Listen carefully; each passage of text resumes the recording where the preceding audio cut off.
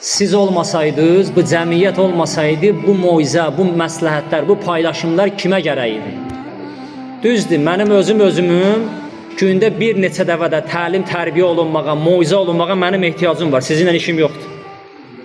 O Əleyhisselam öz sahabasına dedi, ey səhsən, mənə moizə elə.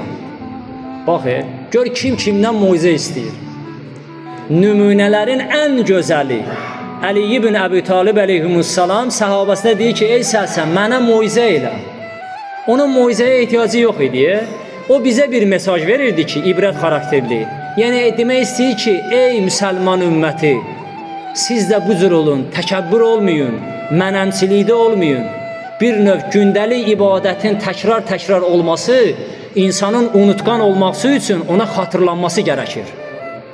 Unutma, ha! Birinci növbə sübh namazı. Xatırladı. Olmaz gündə bir dəfə ibadət eləyəydi öz dilimizdə. Günün istənilən vaxtı bir dəfə eləyəydi, ürəyimiz istədiyin vaxt. Olmazdı.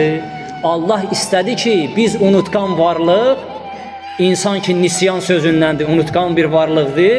Deyir, yəni sənin xatırlanmağa ehtiyacın var. Ən azından gündə 3 dəfə, 5 dəfə, məsələn, və s. və ilaxır, sənə təlqin olunmağa sənin ehtiyacın var. Çünki sən unutqansan. Sənin xilaskarlığın da, sənin xilas yolun da məni xatırlanmağındadır. Odur, məndən özgə bir yerdə gəzib dolaşma. Sənin son dönüşün nədir? Mənə qarşıdır, mənə tərəfdir. Doğrudan elədir də. Öz əllərimizdə nə edirik? Əzizimizi, dədəmizi, nənəmizi, dost əyalımızı, qohum əqramızı öz əllərimizlə apırıq, qoyuruq hara? Torpağın ağuşuna. Sonra nə edirik? Qaydırıq həmən bəndə xoş onun halinə əməlləri ola. Əməlləri ilə yoldaşlıq eləyir, gedir haqqın dərgahına. Amma vay o gündən ki, Allah hamımızı hifz eləsin. Yoldaşı yoxdur. Axirət səfərində, qaydışı olmayan səfərdə yoldaşı yoxdur. Yəni əməlləri yoxdur.